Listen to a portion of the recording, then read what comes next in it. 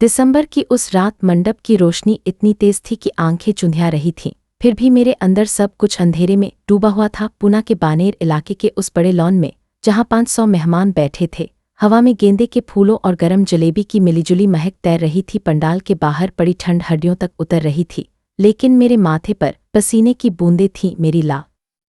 सामने स्टेज पर मेरे होने वाले ससुर रमेश चंद्र देशपांडे माइक हाथ में लिए खड़े थे। उनकी सफ़ेद शेरवानी पर सोने के बटन चमक रहे थे और उनके चेहरे पर वो मुस्कान थी जो मैंने पिछले 8 महीनों में सैकड़ों बार देखी थी, मीठी, नपीतुली और अंदर से बर्फ जैसी ठंडी। देखिए, उन्होंने माइक में कहा और उनकी आवाज़ पूरे पंडाल में गूंज गई। हम लोग खुले दिल के हैं, लेकिन कुछ बातें साफ होनी चाहिए, है ना? बहू के घरवालों ने जो वादा किया था वो अभी तक पूरा नहीं हुआ। 50 लाख की जो बात हुई थी, बेटे की नई गाड़ी और घर के रेनोवेशन के लिए, वो पैसा कहाँ है? पंडाल में एक अजीब सी खामोशी छा गई। 500 लोगों की भीड़ में कोई खांसी की आवाज़ भी नहीं आई। बैंड वाले बीच में ही रुक गए। मेरे पिताजी, जो अब 70 के हो चले थे और जिनकी पेंशन से यह पूरी शादी हो रही थी, अपनी कुर्सी से धीरे धीरे उठे। उनके कंपकंपाते हाथ और झुके हुए कंधे मुझे आज भी सपनों में दिखते हैं। रमेश जी, पिताजी की आवाज़ कांप रही थी। मैंने ऐसा कोई वादा, मैंने तो केवल अपनी बेटी की खुशी चाही थी। जो कुछ मेरे पास था वो मैंने। जो कुछ था, रमेश चंद्र हंसे एक ठंडी तिरछी हंसी। यही तो दिक्कत है। अरे भाई, बेटी ब्याहनी है तो हैसियत भी देखनी चाहिए ना। मेरी होने वाली सास सुधा जी स्टेज के किनारे खड़ी अपनी बहन के कान में कुछ फुसफुसा रही थी और दोनों मुस्कुरा रही थी। मेरा होने वाला पति अनिकेत मंडप के बीच में सिर झुकाए बैठा था। एक बार भी उसने आंख उठाकर मेरी तरफ नहीं देखा। अपने ही बाप के तमाशे को उसने चुपचाप बिना किसी विरोध के बहते रहने दिया। मेरी माँ ने मेरा हाथ पकड़ा। उनकी हथेली बर्फ जैसी ठंडी थी। श्रुति, उन्होंने कानाफूसी में कहा, बेटा चुप रह जा, लोग देख रहे हैं, इज्जत का सवाल है। इज्जत, यही एक शब्द था जिसके नाम पर मुझसे पिछले पूरे साल हर अपमान सहने को कहा गया था। और उस रात, उस चमकते हुए मंडप में मेहंदी से रचे हुए अपने हाथों को देखते हुए मुझे लगा जैसे मेरे भीतर कोई चीज़ आखिरी बार टूट रही हो, या शायद आखिरकार जुड़ रही हो। मैंने धीरे से अपना घूंघट पीछे किया। पूरे पंडाल की निगाहें मुझ पर आ टिकी। रमेश चंद्र की मुस्कान थोड़ी सी डगमगाई। मैंने कुछ नहीं कहा, बस अपने पर्स से एक फाइल निकाली, नीले रंग की मोटी फाइल जो मैंने 8 महीने पहले तैयार करनी शुरू की थी, और मैं स्टेज की तरफ चलने लगी। उस एक पल को समझने के लिए आपको पूरी कहानी सुननी होगी। आपको जानना होगा कि उस फाइल में क्या था। आपको जानना होगा कि एक साधारण सी दिखने वाली लड़की, जिसे सब कमज़ोर समझते थे, उस मंडप तक कैसे पहुंची। दोस्तों, ये कहानी सिर्फ एक शादी की नहीं है। यह उस चुप्पी की कहानी है जो एक दिन आवाज़ बन जाती है। अगर आप जानना चाहते हैं कि उस नीली फाइल में क्या था और उस रात के बाद पूरे देशपांडे परिवार के साथ क्या हुआ, तो कृपया इस कहानी को अंत तक ज़रूर सुनिए। और अगर ऐसी सच्ची, दिल को छू लेने वाली कहानियाँ आपको अच्छी लगती हैं तो चैनल को सब्सक्राइब करना मत भूलिएगा। मेरा नाम श्रुति जोशी है। उम्र उस वक्त 28 साल थी। मैं पूना के कोथरूड इलाके में एक पुरानी सी 3 मंजिला इमारत की दूसरी मंजिल पर पली बढ़ी। हमारा घर बड़ा नहीं था। 2 कमरे, एक छोटी सी रसोई और एक बालकनी जिसमें माँ ने तुलसी और मोगरे के पौधे लगा रखे थे। लेकिन उस घर में एक चीज़ भरपूर थी, किताबें। मेरे पिताजी विनायक जोशी एक सरकारी कॉलेज में अकाउंट्स के प्रोफेसर थे। उम्र भर उन्होंने ईमानदारी से नौकरी की और रिटायरमेंट के बाद जो थोड़ी बहुत बचत थी वो सब मेरी और मेरी छोटी बहन की पढ़ाई में लगा दी। माँ सुनीता जोशी घर संभालती थी और साथ ही मोहल्ले की लड़कियों को सिलाई सिखाती थी। बचपन से मुझे नंबरों से एक अजीब सा लगाव था। जहाँ दूसरे बच्चे गणित से डरते थे, वहाँ मैं घंटों बैलेंस शीट और खाते बही में डूबी रहती। पिताजी अक्सर मजाक में कहते, श्रुति तू तो मेरी असली वारिस है, तेरे दिमाग में कैलकुलेटर फिट है। मैंने पूना यूनिवर्सिटी से कॉमर्स में ग्रेजुएशन किया, फिर सीए की पढ़ाई की। 3 बार में एग्ज़ाम क्लियर हुआ, पर हार नहीं मानी। सीए बनने के बाद मैंने बानेर की एक बड़ी फर्म में चार्टर अकाउंटेंट के तौर पर काम शुरू किया। वहाँ मेरा काम था कंपनियों के खाते जांचना, टैक्स के मामले सुलझाना और वो सारी बारीकियां पकड़ना जो बड़े बड़े लोग छुपाना चाहते हैं। यह वो हुनर था जिसे मेरे ससुराल वाले कभी गंभीरता से नहीं लेते थे। उनके लिए मैं बस बहू थी, एक चलती फिरती चीज जो दहेज लाएगी और घर के काम करेगी। उन्हें कभी अंदाजा नहीं था कि नंबरों की भाषा जो मैं पढ़ सकती थी वो एक दिन उनके अपने झूठ को उन्हीं के सामने खोल कर रख देगी। मेरी एक छोटी सी आदत थी, हर रात सोने से पहले मैं एक डायरी में उस दिन का हिसाब लिखती, पैसे का नहीं बल्कि दिल का हिसाब। किसने क्या कहा, किस बात ने चोट पहुंचाई, किस बात ने मुस्कुराहट दी, यह डायरी बाद में मेरी सबसे बड़ी ताकत बनी। और चाय, मुझे सुबह की पहली चाय के बिना दिन शुरू करना कभी अच्छा नहीं लगा। अदरक वाली, कड़क, थोड़ी सी मीठी। अनिकेत से मेरी मुलाकात एक शादी में हुई थी, मेरी दूर की मौसी की बेटी की शादी में। नासिक में वो लंबा, गोरा, अच्छे कपड़े पहने हुए, हाथ में महंगा फ़ोन लिए हुए घूम रहा था। किसी ने बताया कि देशपांडे परिवार का इकलौता बेटा है। पूना में उनका बड़ा कारोबार है, कंस्ट्रक्शन और रियल एस्टेट का। पहली मुलाकात में अनिकेत ने मुझसे मेरे काम के बारे में पूछा। जब मैंने बताया कि मैं सीए हूँ तो उसकी आंखों में एक चमक आई। अरे वाह, अपने घर में तो अपना ही अकाउंटेंट रहेगा, उसने हंसते हुए कहा। मैंने उस बात को तब मजाक समझा, बाद में समझ आया कि वो मजाक नहीं था। बहरहाल बात आगे बढ़ी, दोनों परिवार मिले। देशपांडे परिवार ने बड़ी गर्मजोशी दिखाई। रमेशचंद्र जी ने पिताजी के हाथ पकड़कर कहा था, जोशी साहब, हमें पैसा नहीं, संस्कार चाहिए। आपकी बेटी हमारे घर की लक्ष्मी बनेगी। उन दिनों मुझे लगता था कि मुझे बहुत अच्छा परिवार मिल रहा है, बड़ा घर, इज्जतदार लोग और एक ऐसा लड़का जो पढ़ा लिखा और स्मार्ट है। सगाई पूना के एक बड़े होटल में हुई। उस शाम अनिकेत ने मुझे एक सुंदर सी अंगूठी पहनाई थी, हीरे की, और धीरे से कान में कहा था, श्रुति, मैं तुम्हें कभी किसी चीज की कमी नहीं होने दूंगा। मैं उस पल में सचमुच खुश थी। मुझे लगा जिंदगी अब एक नए सुंदर मोड़ पर पहुंच रही है।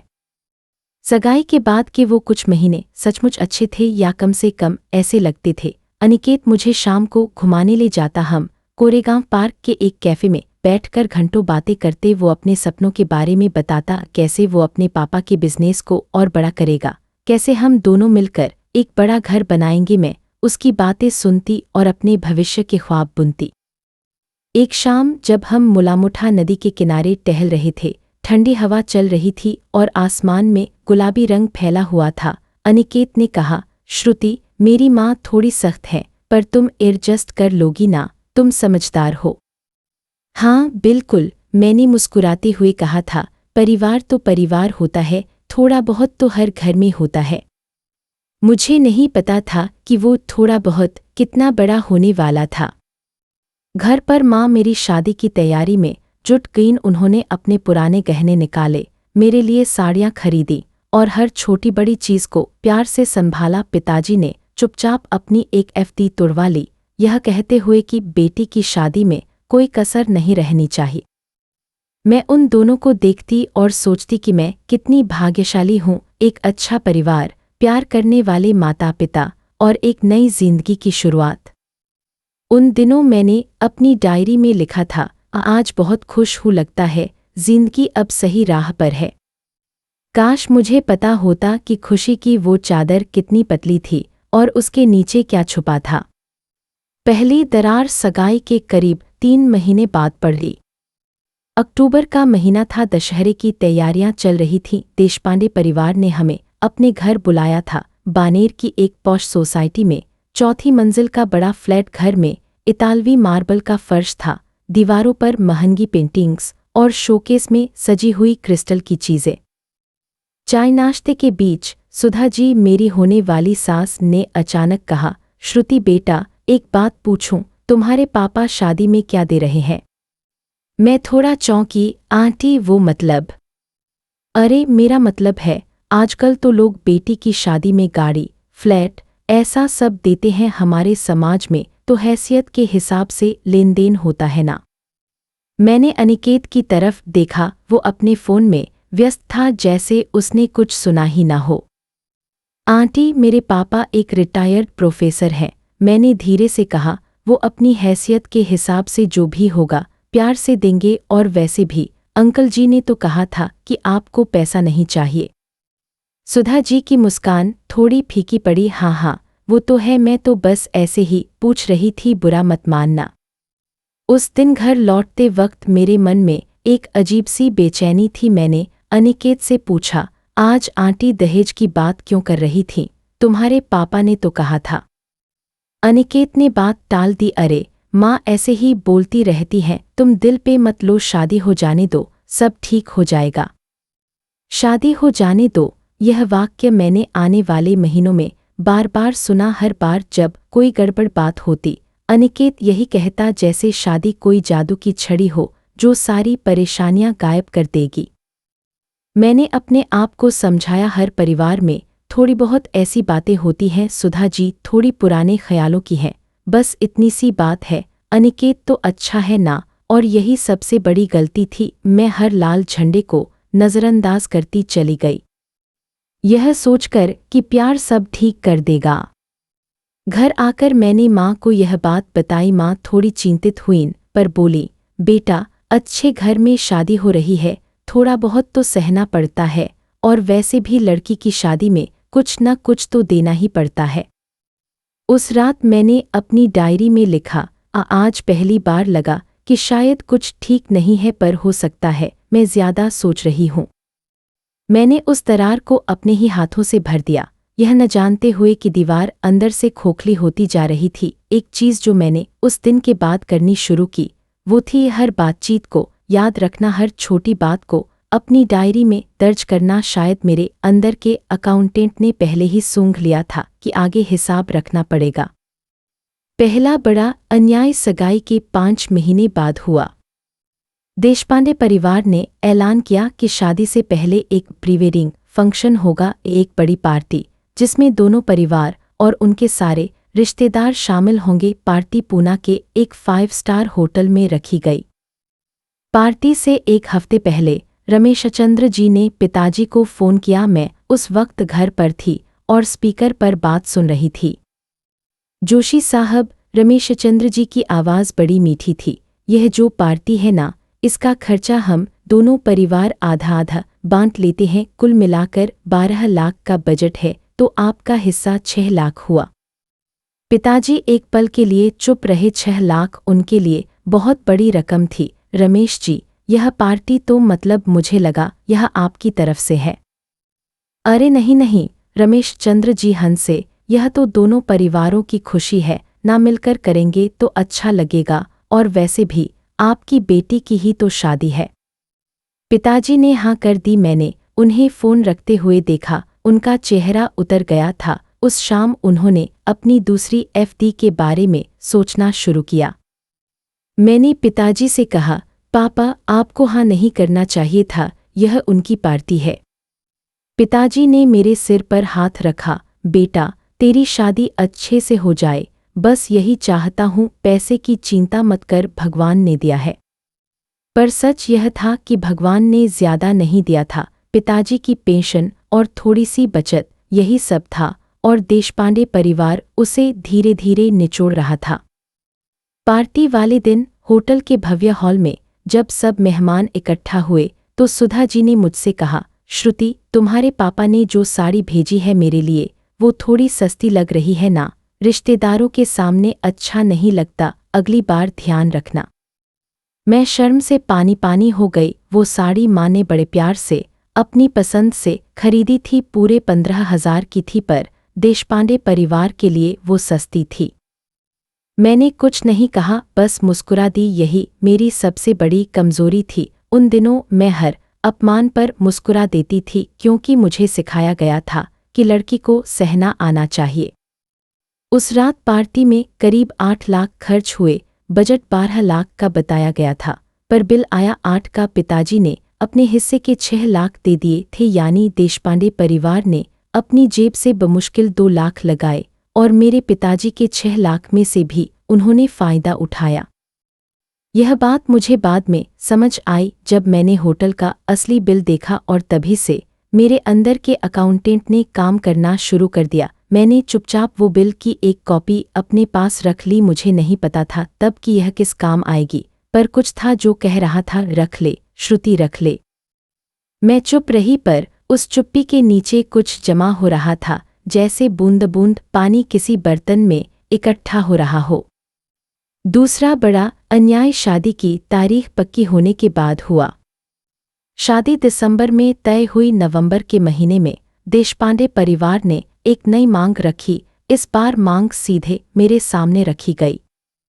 एक रविवार की दोपहर मुझे अकेले उनके घर बुलाया गया। मैं पहुंची तो सुधा जी, रमेश चंद्र जी और अनिकेत तीनों बैठे थे। अनिकेत की बुआ भी थी, निर्मला जी, जो हर बात में अपनी टांग अड़ाती थी।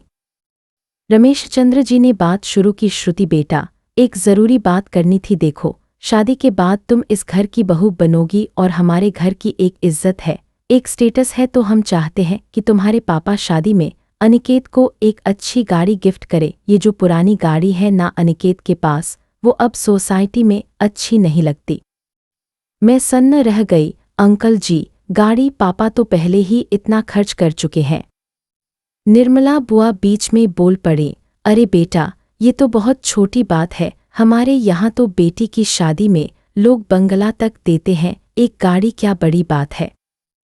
और सुधा जी ने जोड़ा, एक बात और, शादी के बाद घर का रेनोवेशन करना है तो उसके लिए भी थोड़े पैसे, मान लो 35-40 लाख अगर तुम्हारे पापा दे दें तो अच्छा रहेगा।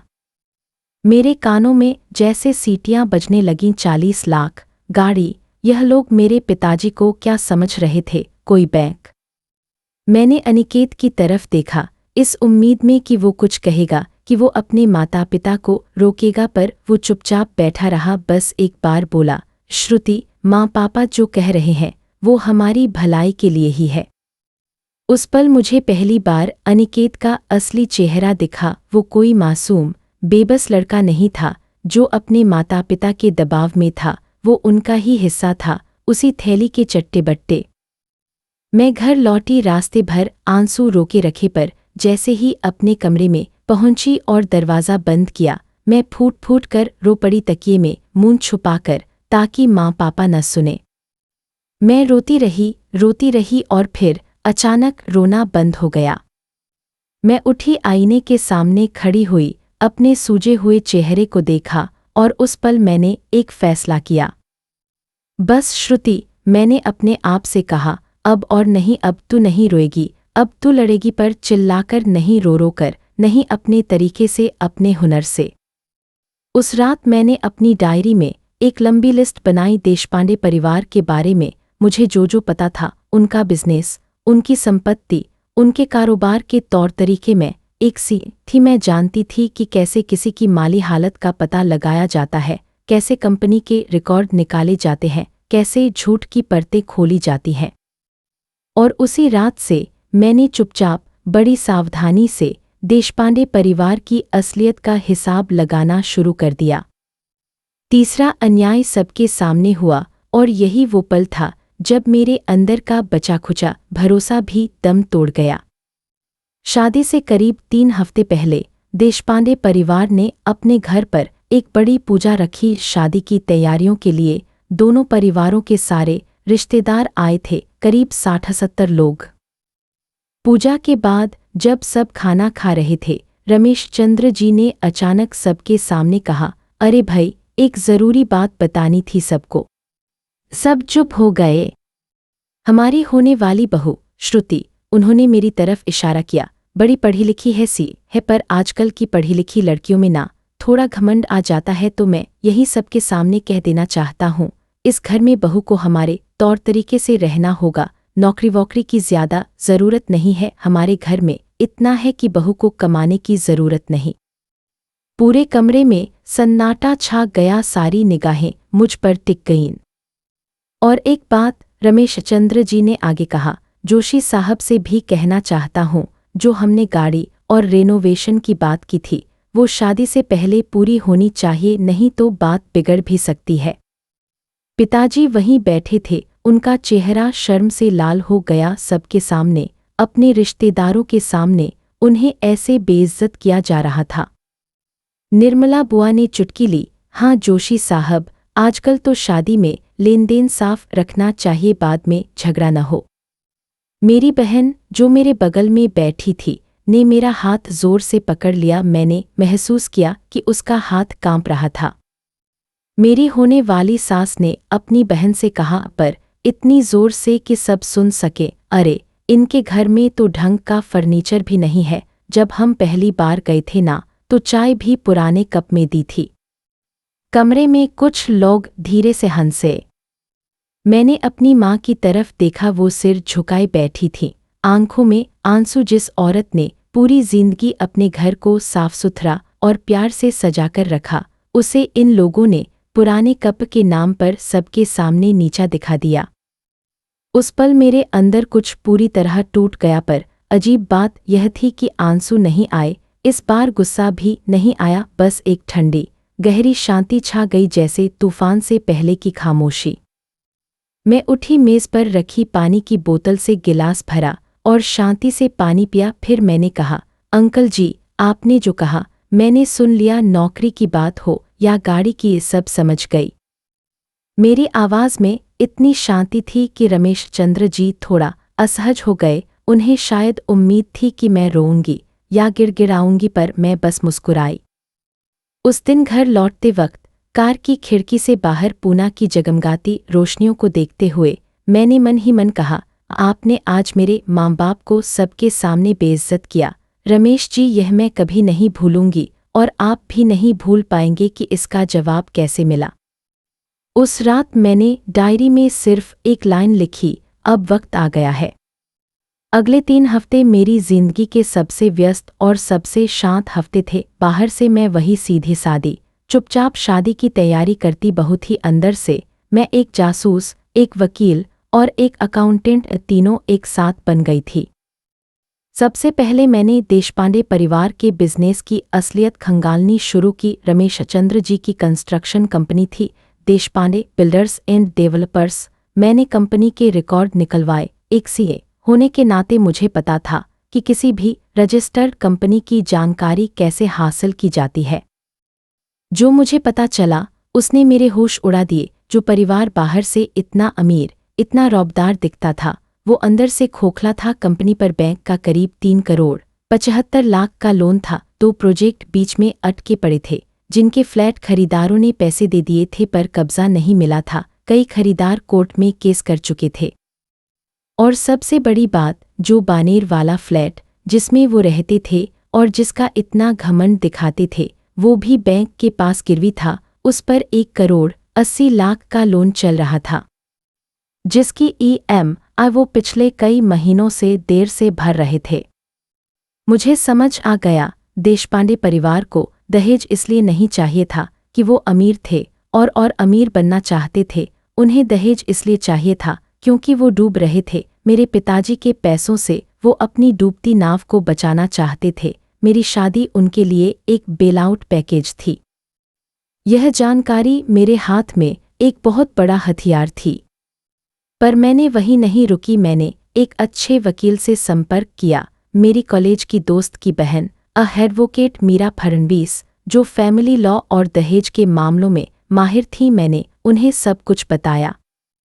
श्रुति, मीरा ने कहा, जो कुछ तुम्हारे साथ हो रहा है वो दहेज प्रताड़ना है। यह कानूनन जुर्म है, दहेज मांगना, इसके लिए दबाव डालना। यह सब सेक्शन 498 और दहेज निषेध कानून के तहत आता है। तुम चाहो तो अभी शिकायत दर्ज करा सकती हो। अभी नहीं, मैंने कहा, मुझे सही वक्त का इंतजार है।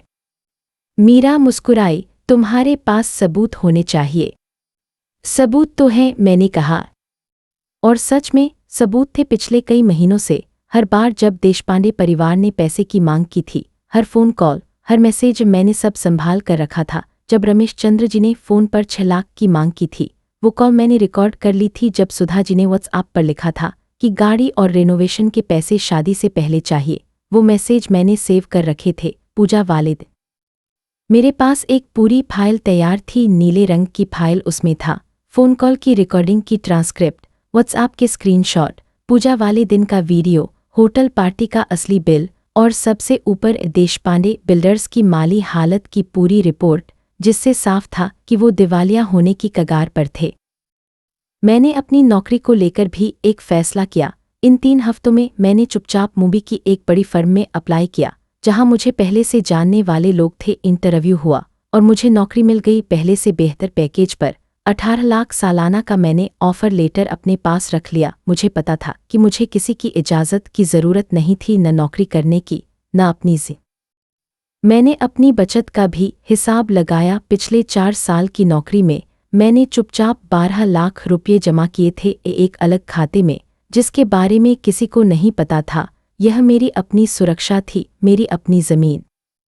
सब कुछ तैयार था, बस सही वक्त का इंतज़ार था। और मुझे पता था कि वो वक्त आएगा शादी के मंडप में, क्योंकि मैं जानती थी कि देशपांडे परिवार अपनी असली शक्ल वहीं दिखाएगा जहां सबसे ज़्यादा लोग होंगे, जहां मेरे पिताजी सबसे ज़्यादा बेबस होंगे।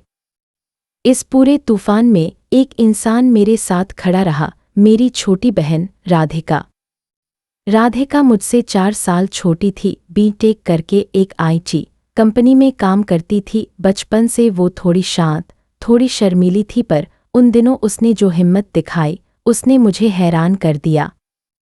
जिस रात मैंने रोते रोते फैसला किया था कि अब लड़ूंगी, उसके अगले दिन राधिका मेरे कमरे में आई, दरवाज़ा बंद किया, मेरे पास बैठी और बोली, ताई मुझे सब पता है, तू अकेले मत लड़, मैं तेरे साथ हूँ।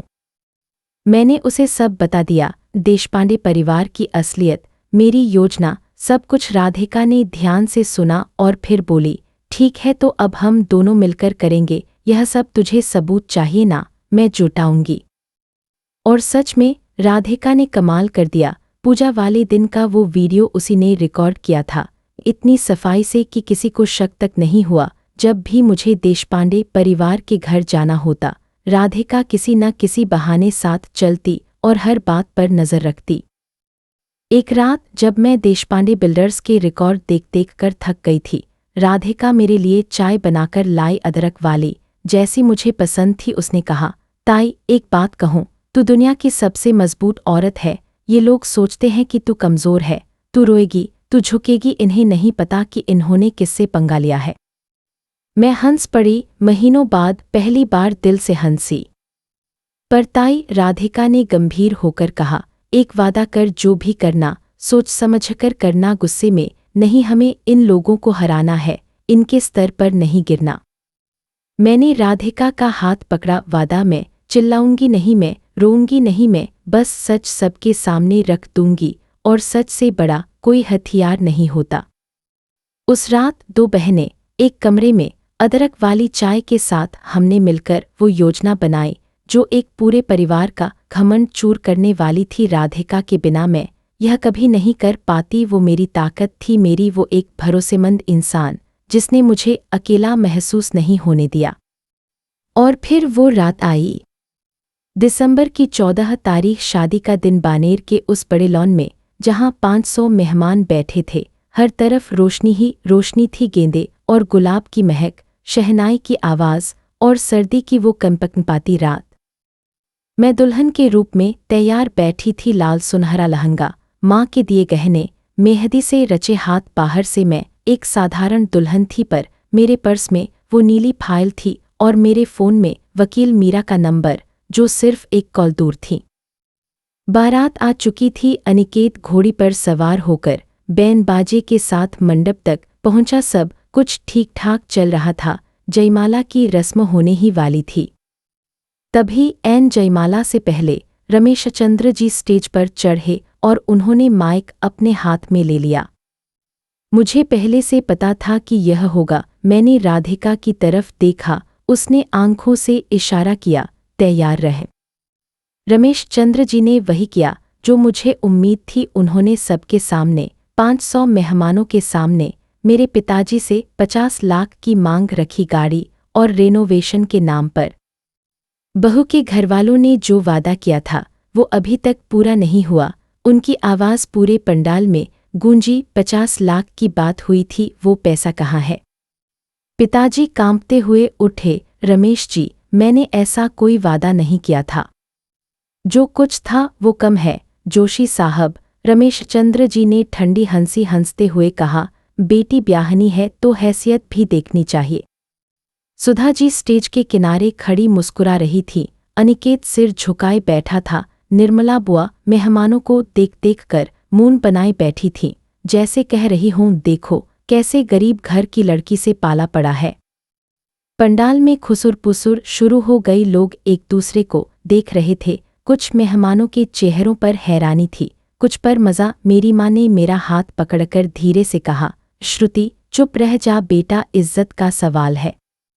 मैंने माँ का हाथ धीरे से दबाया। माँ, आज इज्जत की ही तो रक्षा हो रही है।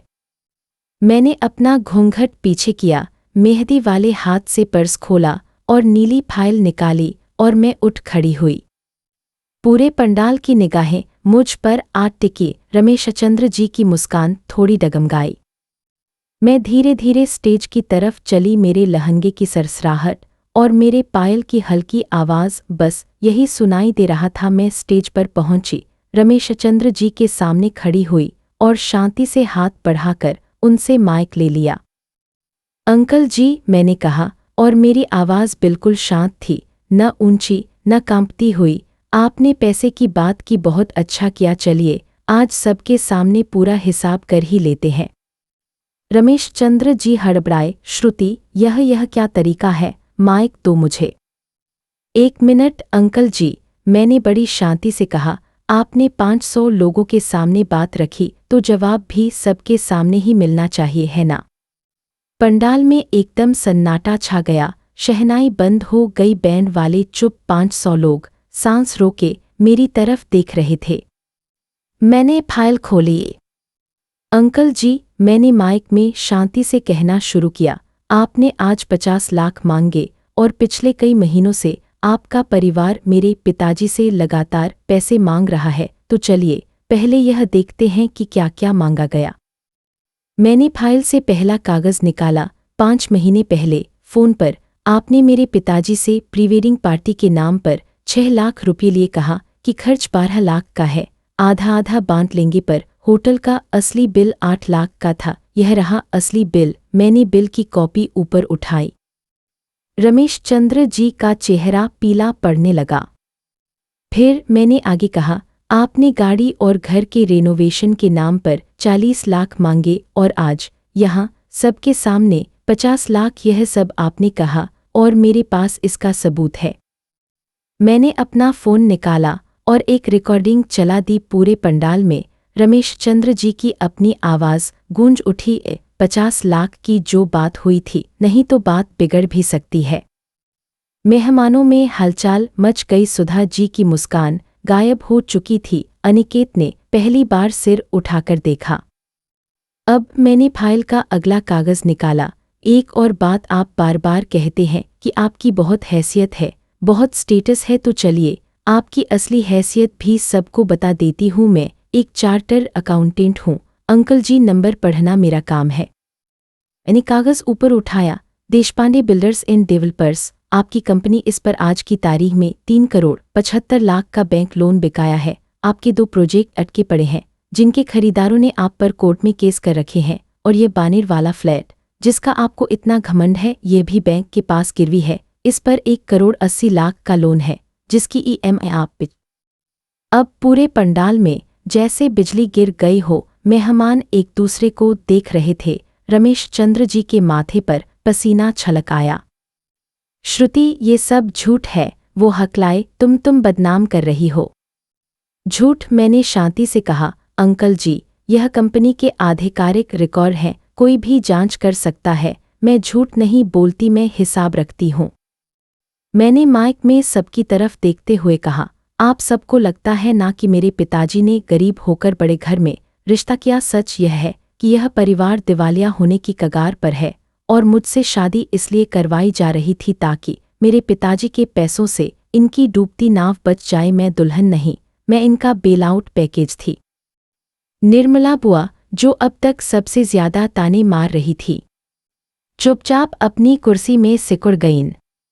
फिर मैंने फाइल का आखिरी हिस्सा निकाला और अंकल जी, आपने पूजा वाले दिन सबके सामने कहा था कि इस घर में बहू को नौकरी नहीं करनी, कि आपके घर में इतना है कि बहू को कमाने की ज़रूरत नहीं। मैंने अपना ऑफ़र लेटर ऊपर उठाया। ये मुंबई की एक टॉप फर्म का ऑफ़र लेटर है। 18 लाख सालाना पैकेज। मुझे किसी के घर के पैसों की ज़रूरत नहीं, मैं अपने पैरों पर खड़ी हूँ। मैंने एक पल रुककर पूरे पंडाल की तरफ देखा, फिर अनिकेत की तरफ। अनिकेत, मैंने पहली बार सीधे उससे कहा, तुम इतने महीनों से चुप रहे। हर बार जब तुम्हारे माता पिता मेरे परिवार को अपमानित करते थे, तुमने आंखें झुका ली, एक बार भी नहीं कहा बस करो। तुम्हारी चुप्पी ही तुम्हारा जवाब थी। फिर मैंने माइक नीचे रखा। दहेज, प्रताड़ना और मानसिक उत्पीड़न, इन सब का पूरा कानूनी सबूत मेरे पास था। पर मैंने कहा, मैं चाहूँ तो अभी इसी वक्त पुलिस बुला सकती हूँ। दहेज मांगना जुर्म है अंकल जी, सेक्शन 498 मेरे पास हर सबूत है। पर मैं वो नहीं करूँगी, क्योंकि मुझे इस परिवार से बदला नहीं लेना। मुझे बस इस रिश्ते से आज़ादी चाहिए। मैंने अपने हाथ से जयमाला उतारी, जो अभी अनिकेत को पहनाई भी नहीं थी, और उसे मेज़ पर रख दिया। यह शादी यहीं खत्म होती है, मैंने कहा। और अंकल जी, आप सही कह रहे थे, हैसियत देखनी चाहिए। आज मैंने अपनी हैसियत दिखा दी, एक ऐसी लड़की की हैसियत जो झुकती नहीं, बिकती नहीं। पंडाल में जो हुआ उसे शब्दों में बयान करना मुश्किल है। एक पल के लिए पूरी तरह सन्नाटा रहा, फिर धीरे धीरे फुसफुसाहट शुरू हुई, जो कुछ ही पलों में शोर में बदल गई। 500 मेहमानों में से हर कोई अब सच जान चुका था। सबसे पहले खुद देशपांडे परिवार के कुछ रिश्तेदार खड़े हुए। एक बुजुर्ग व्यक्ति, जो शायद रमेश चंद्र जी के बड़े भाई थे, स्टेज पर आए और गुस्से में बोले, रमेश, यह क्या है? तूने बच्ची से दहेज मांगा, और वो भी सबके सामने। तूने हमारे पूरे खानदान की नाक कटवा दी। सुधा जी रोने लगीं, पर उनके आंसू पछतावे के नहीं, बेइज्जती के थे। यह लड़की झूठ बोल रही है, वो चिल्लाईं, इसने हमें फंसाया है। झूठ, भीड़ में से किसी ने आवाज़ लगाई। अभी तो रमेश जी की अपनी आवाज़ सुनी सबने, और कंपनी के रिकॉर्ड तो झूठ नहीं बोलते। मेरे पिताजी, जो अब तक शर्म से सिर झुकाए बैठे थे, धीरे धीरे उठे। उनके चेहरे पर एक नई चमक थी। वो मेरे पास आए, मेरा सिर सहलाया, और उनकी आंखों से आंसू बहने लगे। पर इस बार खुशी के, मेरी बेटी, उन्होंने कांपती आवाज़ में कहा, मुझे तुझ पर गर्व है। मैं तो टूट गया था, पर तूने हम सबकी इज्जत बचा ली। माँ दौड़कर आईं और मुझे गले लगा लिया। श्रुति, मैंने तुझे चुप रहने को कहा था, मुझे माफ़ कर दे। तूने वो किया जो मुझ में हिम्मत नहीं थी करने की। मेहमानों में से कई लोग मेरे पास आए, कुछ ने मेरा हाथ थपथपाया, कुछ ने कहा, बेटा, तुमने बहुत हिम्मत का काम किया। आज की हर लड़की को तुमसे सीखना चाहिए। एक महिला, जो देशपांडे परिवार की ही रिश्तेदार थी, मेरे पास आकर धीरे से बोली, बेटा, अच्छा हुआ तुम्हारी शादी यहाँ नहीं हुई, इस घर में। मेरी अपनी भांजी की शादी हुई थी 2 साल में, तंग आकर वापस आ गई। तुमने अपने आप को बचा लिया। यह सुनकर मुझे झुरझुरी हुई। अगर मैं चुप रहती तो शायद मैं भी वही जिंदगी जीती। उधर अनिकेत, जो अब तक चुप बैठा था, अचानक उठा और मेरे पास आया। श्रुति, उसने धीमे से कहा, एक मौका दे दो, हम दोनों अलग रह सकते हैं, माँ पापा से दूर।